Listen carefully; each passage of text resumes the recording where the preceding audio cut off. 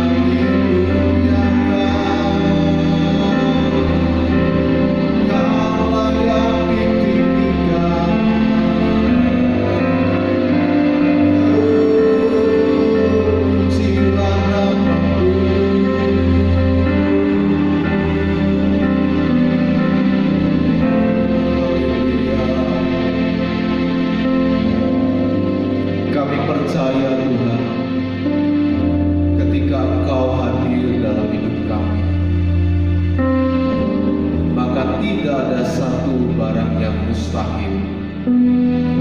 Engkau bekerja dan kuasa-Mu luar biasa. Pagi ini kami imani Engkau beracara dalam hidup kami. Haleluya, haleluya, haleluya.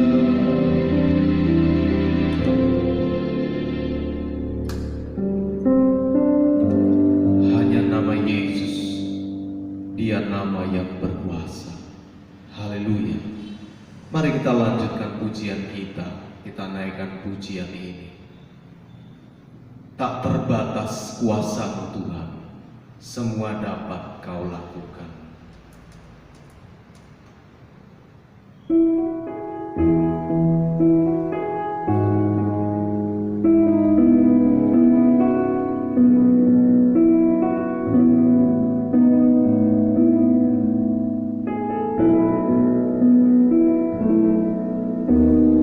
Tak terbatas kuasa-Mu Tuhan, semua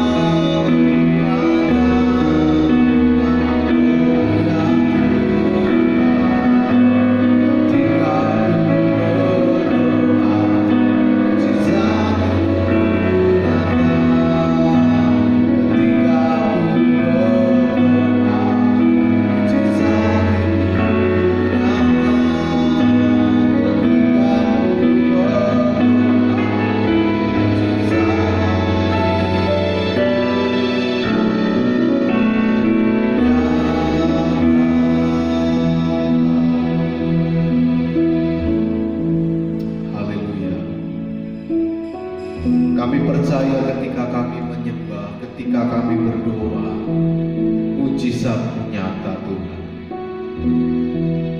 Mari Bapak Ibu Saudara, kita akan masuk di dalam doa syafaat. Mari kita siapkan diri kita. Yang pertama kita berdoa buat bangsa Indonesia. Bapa, di dalam nama Yesus kami datang kepada Engkau. Terima kasih untuk kasih setia Tuhan yang Tuhan berikan bagi bangsa kami Indonesia. Kau sudah memberikan yang terbaik sampai dengan hari ini. Tuhan, kami mohon pertolongan Tuhan dalam hal bangsa ini menyikapi virus COVID-19. Kami mohon pertolongan Tuhan. Kau berkati pemimpin kami. Kau berkati divisi yang menangani hal ini, supaya mereka boleh diberi kekuatan oleh Tuhan dan mereka bekerja dengan maksimal. Kami berdoa buat keuangan bangsa ini. Biarlah ekonomi bangsa ini tetap kuat karena Engkau yang mendampingi, karena Engkau yang menopang Tuhan. Biarlah dengan kekuatan ekonomi kami, bangsa ini boleh rakyat terpelihara semuanya. Di dalam nama Yesus kami mohonkan doa syafaat untuk bangsa ini. Haleluya. Amin. Mari saudara, yang kedua kita berdoa buat semua anak Tuhan, termasuk saya dan saudara. Kita doakan supaya mereka semakin cinta dan takut akan Tuhan. Mari kita berdoa. Bapa di sorga, di dalam nama Yesus kami juga berdoa buat diri kami Tuhan, baik hamba-Mu dan juga anak-anak Tuhan lain. Kau memberkati Tuhan supaya kami mempunyai hati yang dengar-dengaran akan Engkau, mempunyai hati yang takut akan Engkau. Berkati Tuhan dalam pergumulan kami supaya kami mengandalkan Engkau. Kami tidak salah langkah, melainkan kami hanya mencari kehendak Tuhan. Buat kami tetap berserah di bawah kaki Tuhan yang kuat. Dan biarlah kami selalu berseru kepada Engkau di dalam doa-doa kami. Berkati rumah tangga kami ya Tuhan. Berkati usaha kami ya Tuhan. Berkati pelayanan kami Tuhan. Berkati hidup nikah kami. Berkati apa yang sedang kami rencanakan belakangan ini, agar semuanya adalah hanya dari Tuhan saja. Terima kasih Bapa di sorga, di dalam nama Yesus kami mohonkan doa ini. Sekarang saudaraku, kita berdoa buat firman Tuhan yang akan kita dengar pagi hari ini, supaya itu boleh tertanam menjadi kekuatan buat hidup kita. Sekarang kami berdoa Tuhan untuk firman-Mu yang sebentar akan dipaparkan. Biarlah firman-Mu ini boleh menjadi kekuatan, boleh menjadi jawaban, dan boleh menjadi iman kami. Izinkan Roh Kudus untuk menjawab setiap hati kami. Terima kasih, di dalam nama Yesus kami mohonkan doa ini. Haleluya. Amin.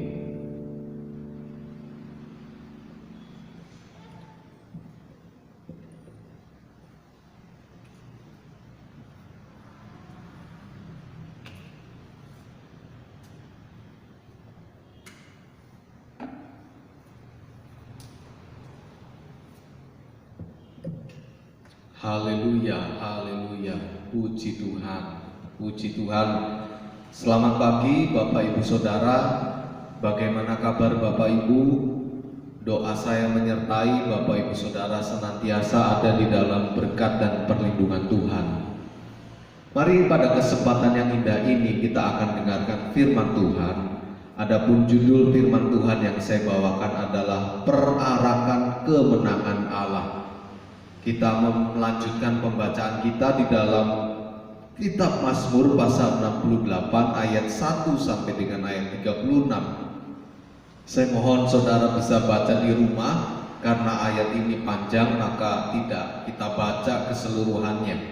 Kita hanya baca di dalam ayatnya yang ke-26 dan juga ayatnya yang ke-18. Mazmur pasal 68 ayatnya yang ke-26, lalu nanti kita mundur lagi ayatnya yang ke-18. Mari jika sudah ketemu, kita akan baca bersama-sama pada hitungan yang ketiga. 1, 2, 3. Di depan berjalan penyanyi-penyanyi, di belakang pemetik-pemetik kecapi, di tengah-tengah dayang-dayang yang memalu rebana. Ayat 18, 1, 2, 3. Kereta-kereta Allah puluhan ribu, bahkan beribu-ribu banyaknya. Tuhan telah datang dari Sinai masuk ke tempat kudus. Amin, haleluya, puji nama Tuhan.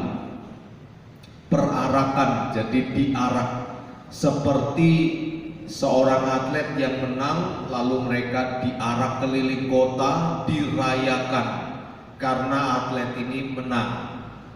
Nah, dalam firman Tuhan pada pagi hari ini, diarak karena kemenangan. Siapa yang menang? Yaitu Allah. Kebaikannya untuk siapa? Manfaatnya untuk siapa? Untuk manusia, untuk saya dan saudara. Nah, ayat-ayat yang kita baca itu ada kutipan-kutipan yang diserap sebagai lagu yang seringkali kita naikkan di dalam ibadah raya kita. Lagunya begini: kerahkanlah kekuatan-Mu ya Allah. Refnya, Allah bangkit, bersoraklah. Jadi nyanyian ini adalah nyanyian perarakan, nyanyian kemenangan. Kutipannya ada dalam ayat 29 misalnya. Ayat itu berbunyi, kerahkanlah kekuatan-Mu ya Allah, tunjukkanlah kekuatan-Mu ya Allah, Engkau yang telah bertindak bagi kami. Lalu ada juga dalam ayat 36, Allah dahsyat dari dalam tempat kudusnya. Lalu ditambahkan di ayatnya yang kedua, Allah bangkit, maka terseraklah musuh-musuhnya. Orang-orang yang membenci Dia melarikan diri dari hadapannya. Bapak Ibu Saudara, di sini kita belajar bahwa ketika hidup kita menang, sorga itu bersukacita. Ketika hidup kita berkelimpahan, Tuhan pun sebagai Bapa sangat senang. Dan Bapa katakan, ya nak, kamu mengerti akhirnya apa yang aku maksud dalam kehidupan ini. Bapak Ibu Saudara yang dikasih oleh Tuhan, ada dua bentuk perarakan kemenangan Allah. Yang pertama dalam bentuk nyanyian. Itu adalah yang tadi kita baca bersama pada ayat yang ke-26. Jadi ketika kita menyanyi baik pribadi maupun kelompok di gereja, di komunitas, di doa-doa yang kita ikuti, nyanyian itu ada yang bernuansa kemenangan sebagai satu wujud perarakan. Nah, apa jadinya saudara ketika hari ini saudara dan saya sebetulnya belum menang, tetapi kita setia untuk memuji nyanyian kemenangan, maka Tuhan di sorga sana akan bangga kepada kita. Bentuk yang kedua adalah kereta Allah puluhan ribu. Ayatnya yang ke-18 di situ dikatakan kereta-kereta Allah puluhan ribu. Jadi betapa sorak-soranya, ada puluhan ribu kereta Allah yang bersorak-sorai, yang mengarak karena Allah menang dan manfaatnya untuk saudara dan saya.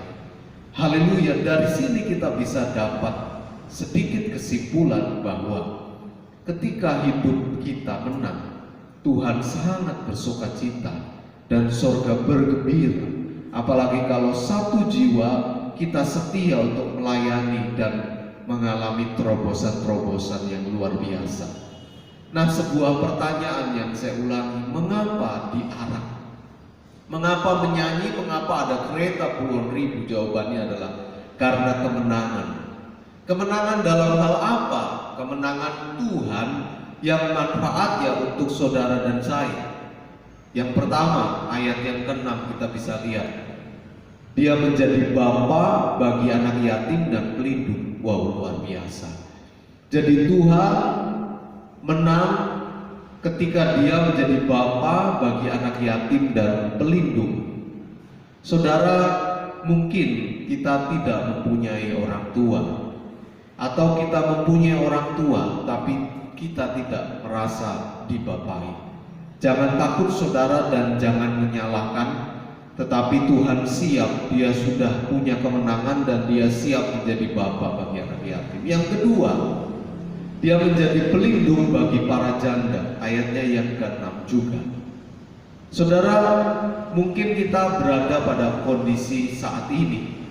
Dulu saudara sebagai seorang ibu atau istri yang mengandalkan suami, tapi saat ini tidak lagi dan saudara harus rangkap sebagai ibu dan juga sebagai bapak. Jangan takut saudara, tetap andalkan Tuhan, karena Tuhan dalam kemenangannya itu ketika Tuhan menjadi Bapa bagi para janda, luar biasa.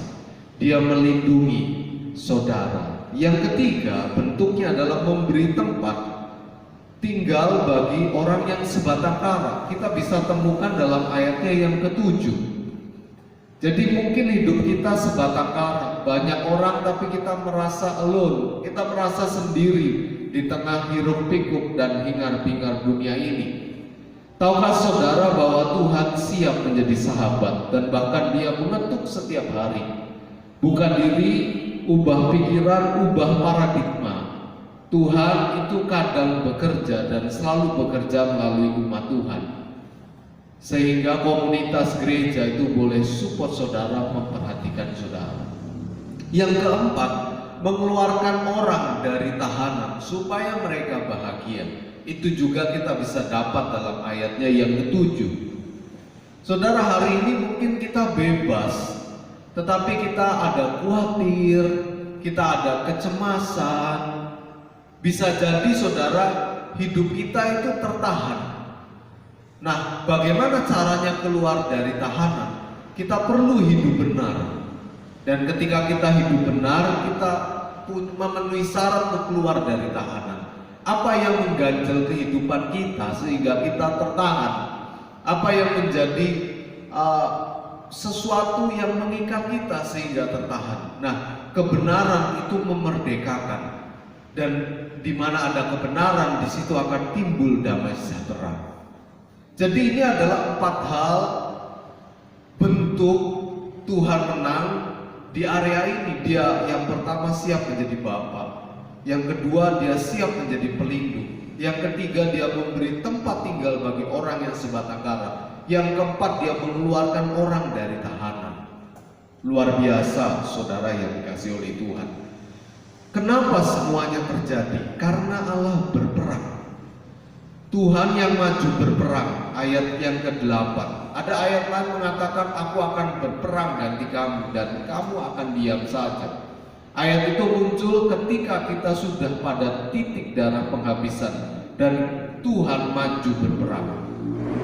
Saya ketemu seorang rekan hamba Tuhan dan dia berkata demikian, berjuanglah sampai Tuhan menangis melihat engkau berjuang. Jadi perjuangan kita itu enggak mudah, sedikit-sedikit kita minta tolong, tetapi kita sekuat tenaga, jangan minta tolong dulu sampai maksimal dan Tuhan menyatakan mujizat ketika kita sudah di titik akhir. Jadi kenapa bisa terjadi? Karena Tuhan yang maju berperang. Oleh sebab itu hikmahnya adalah jangan mengandalkan kekuatan diri kita sendiri. Hidup kita terbatas, kekuatan kita terbatas, tetapi kekuatan Tuhan itu tanpa batas. Ini bisa kita temukan dalam ayat yang ke-8. Ada baiknya saya bacakan untuk saudara. Ya Allah, ketika engkau maju berperang di depan umatmu, ketika engkau melangkah di padang belantara, ayat 9, bergoncanglah bumi. Saudara, Tuhan itu dahsyat. Nah sekarang Tuhan melakukan bagian Tuhan, kita melakukan bagian kita. Nah apa yang menjadi bagian kita? Yang pertama, kita perlu bermazmur, memuji dan menyembah. Itu terdapat dalam ayat yang ke-5. Ayat tersebut mengatakan demikian, bernyanyilah bagi Allah, mazmurkanlah namanya, buatlah jalan bagi dia yang berkendaraan melintasi awan-awan. Namanya ialah Tuhan, beria-rialah di hadapannya.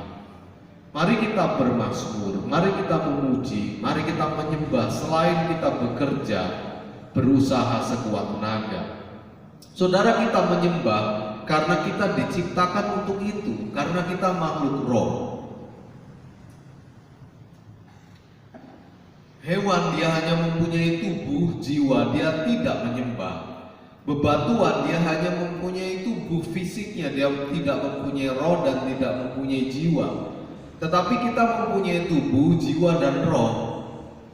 Kalau kita ditanya, semua yang ada di muka bumi itu kan ada tujuan diciptakan. Nah, kalau ditanyakan apa tujuan diciptakan manusia? Untuk menyembah Tuhan. Contoh saudara, saya memegang mic. Nah, mic ini diciptakan untuk tujuan menjadi pengeras suara. Bisakah mic ini digunakan untuk memalu paku? Bisa.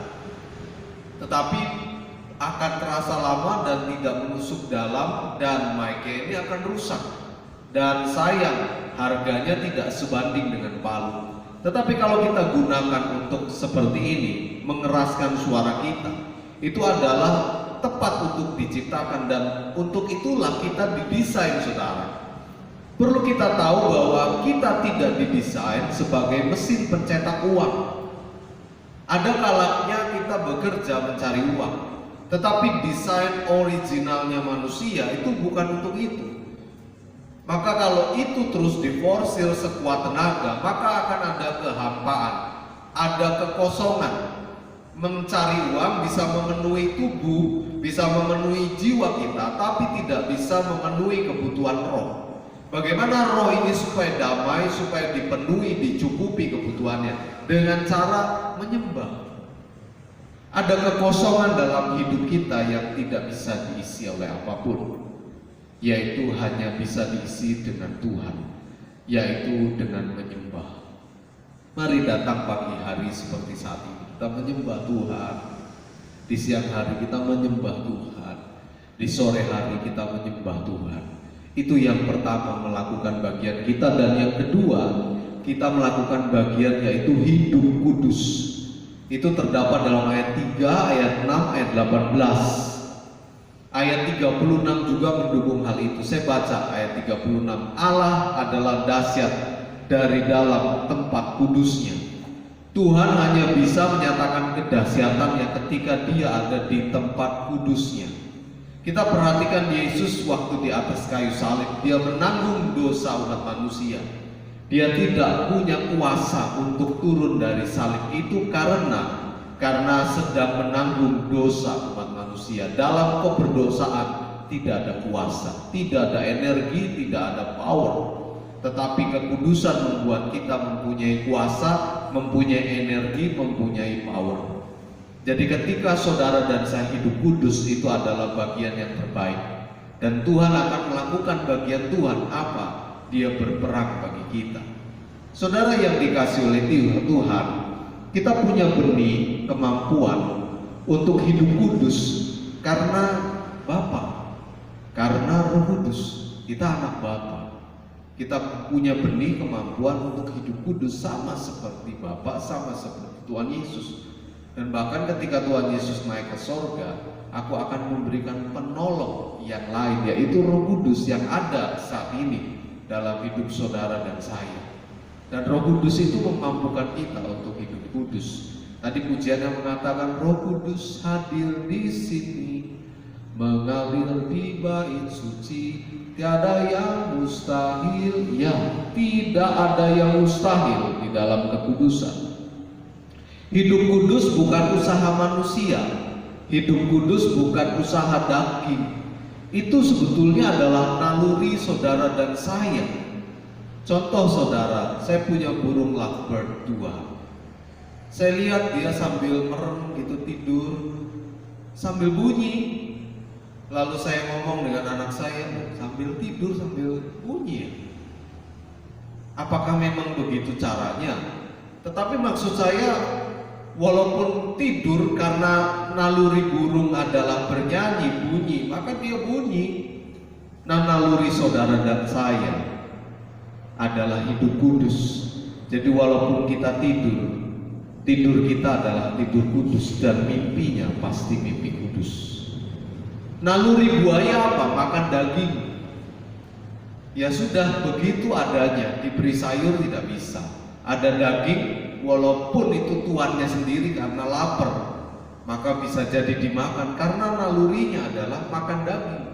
Nah, naluri saudara dan saya adalah hidup kudus dan iblis berusaha membeloknya. Nah, bagaimana caranya hidup kudus supaya kembali pada naluri? Bergaullah dengan yang mempunyai kudus, yaitu Tuhan. Bergaul dengan Tuhan memampukan kita untuk hidup kudus. Bergaul dengan Tuhan membuat kita akhirnya tidak biasa melakukan hal-hal yang cemar. Saya juga masih banyak belajar, kita semua masih belajar banyak, saudara. Mari kita kudus di area-area, khususnya di mana ada dark side kita. Di situ adalah lubang yang seringkali kita jatuh. Mari kita fokus untuk ada di situ dan kita menang. Jadi kesimpulannya, saudara, perarakan kemenangan Allah. Allah menang dan diaraki. Kemenangannya itu bermanfaat untuk saudara dan saya. Allah yang maju berperang, Allah ambil bagian, kita ambil bagian.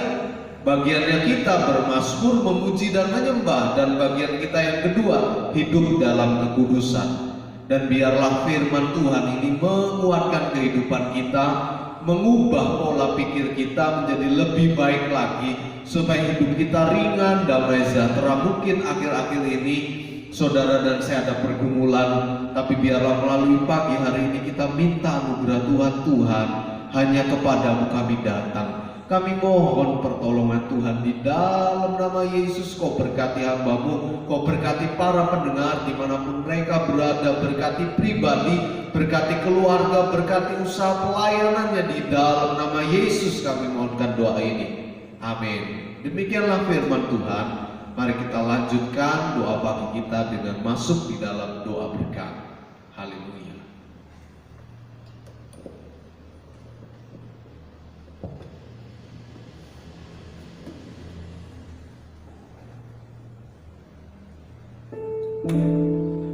Sungguh suatu damai sejahtera Tuhan, kami bisa memulai pagi ini bersama dengan Tuhan. Hamba-Mu berdoa buat para ibu-ibu yang menyiapkan anak-anaknya untuk BDR belajar di rumah.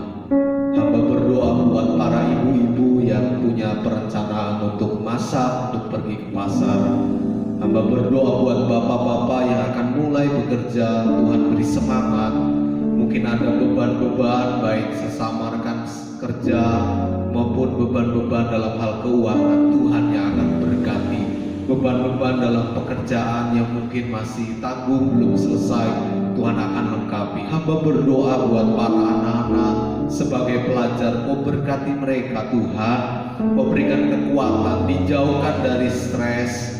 Oh Tuhan yang tolong, mungkin mereka mempunyai kuota yang hampir habis, kuota internet. Engkau yang akan mencukupkannya, Engkau yang akan memberkati.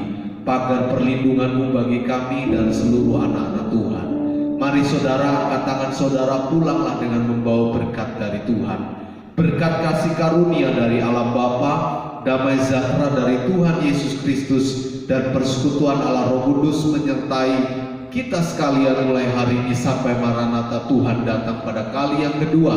Di dalam nama Yesus kami mohonkan doa ini. Setiap kita yang percaya telah menerima berkat Tuhan, katakan bersama-sama, amin. Kiranya Engkau memberkati aku berlimpah-limpah dalam daerah